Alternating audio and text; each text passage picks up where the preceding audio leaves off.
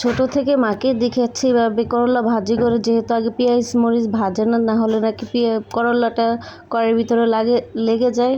সেজন্য আগে পেঁয়াজ মরিচ না দিয়ে তেলটা গরম করে আলু আর করলা একসাথে দিয়ে ভেজে নিয়ে পরে কাঁচামরিচ পেঁয়াজ দেয়, তা যাতে ঝরঝরা থাকে, করলাটা ভাজা ভাজা সুন্দর হয়। আমার দাদা না কীভাবে ভাজি খেতে অনেক পছন্দ করতো, সেজন্য আমার মা এখনও সেভাবেই ভাজি করে। কিন্তু এই যে আমি দেখেন হলুদ দিছি, কিন্তু আমার মা কখনো হলুদ দেয় না ভাজিতে। আমার দাদা ভাজিতে হলুদ দিলে অনেক রাগ করতো, সেজন্য মা সেই ঐতিহ্যটা এখনও ধরে রাখছে। এখনও যে বয়স্ক হয়ে গেছে, তারপর আমার দাদার সেই নিয়মটা এখনও পালন করার। কিন্তু অথচ দেখেন আমরা মার কোনো কথা মানি না, কোনো মুরব্বির কথা পালন করি না, তাই না? কিন্তু আগের যে মানুষ এখনও তাদের শ্বশুর শাশুড়ির ঐতিহ্য বা কথা কীভাবে চলাফেরা পছন্দ করতো সবসময় এগুলাই ফলো করে। কিন্তু আমরা এখনও যদি আমাদেরকে শিখিয়েও দিত, আমরা শিখতে চাই না। কেন চাই না?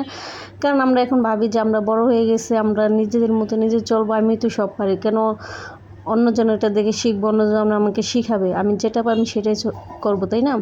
হ্যালো গাইস, কী অবস্থা? আশা করি সবাই ভালো আছেন। তো আজকে করলা ভাজিটা অনেক ভালো হয়েছিল, কিন্তু একটু তিতা তিতা হয়ে গেছে, কেন জানি না। করলাটা মনে হয় আজকে অনেক তিতা আসলো, আরেকদিন ভাজি করছিলাম অনেক ভালো লাগছে, কিন্তু আজকে করলাটা ভাজি করছি একটু তিতা তিতা হয়েছে, কিন্তু তারপর অনেক ভালো লাগছে করলা ভাজিটা।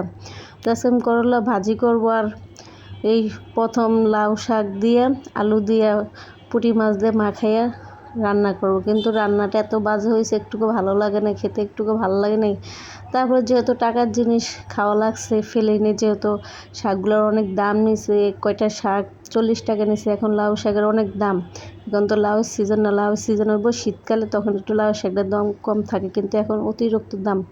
তারপরও মানে একজনের কাছে শুনে সেটাই রান্না করার চেষ্টা করছি, কিন্তু একটুকু ভালো হয় নাই, রান্নাটা মজা হয় নাই। তারপরে মোটামুটি চলার মতো আসলো, তা খেয়ে ফেলেছি। কী করার আছে, যেহেতু রান্না করছি নিজের হাতে, নিজেরই তো খাওয়া লাগবে, খাওয়ার তো লোক নেই। যেহেতু নিজের রান্না নিজেই খাওয়া লাগে, নিজের রান্নার প্রশংসা নিজেই করার লাগে, সেজন্য আমার নিজেরটা নিজেই সব কিছু খেয়ে করে সাবার করে ফেলাই। তো মন খারাপ হলে মানুষ মায়ের কাছে যায়, মায়ের কাছে যায় কত কিছু কথা শেয়ার করে, কিন্তু আল্লাহ তাআলা আমার ওরকম ভাগ্যটা লেখা রাখেন। আমার সব থাকেও তারপর আমার সব কিছু দূরে, আমি সব কিছু যদি আমার ভালো লাগে খারাপ লাগে যদি আমি কারোর কাছে শেয়ার করতে চাই, সেই লোকটা আমার বলার মতো লোক নাই। নিজের নীরবতা নিজে একা একাই পালন করি, সেজন্য মাঝে মাঝে আপনাদের সাথে কিছু কথা শেয়ার করি। অনেকে বলবেন যে এগুলো কথা বলতে আসে নাকি, তারপরেও মাঝে মাঝে কথায় কথায় বলে ফেলাই, কী করবো, যেহেতু আপনারা স্যার আমার আর কথা শোনার মতো কোনো লোক নেই, সেজন্য আপনাদের কাছে শেয়ার করি। যেহেতু আমি আপনাদেরকে আমার পরিবারের একটা অংশ মনে করি, সেজন্য আপনাদের সাথে সব কিছু শেয়ার করি। তো দেখেন শাকের কালারটা কীরকম ডিফারেন্স কালার হয়ে গেছে, একটু মানে রান্নাটা যেরকম দেখা যাচ্ছে, খাওয়াটা একটু মোটামুটি ভালোই হয়েছিল। তারপরেও রান্না করার ভালো করার চেষ্টা করছি, কিন্তু হয় নাই। কী করবো, সবসময় তো সবার রান্না ভালো হয় না, সবসময় তো আমার রান্না আমি প্রশংসা করি, কিন্তু আজকে রান্নাটা ভালো হয় না দেখে সেজন্য বলছি ভালো হয় না। আপনারা তো আবার ভাববেন যে আপনি সব রান্নাই তো বলেন যে ভালো হয় ভালো হয়, এই যে আজকে বললাম দেখেন আজকে রান্নাটা দেখতেও সুন্দর লাগতেছে না, খেতেও ভালো লাগে না। যারা দেখতে ভালো লাগে তারা খেতেও ভালো লাগে, তাই না?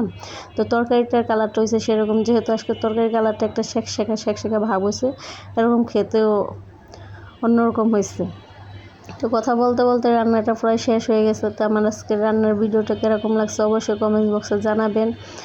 আর পরবর্তী আরেকটা নতুন ভিডিও নিয়ে চলে আসবো। আজকে এই পর্যন্তই। আল্লাহ হাফেজ, সবাই ভালো থাকবেন। আসসালামু আলাইকুম।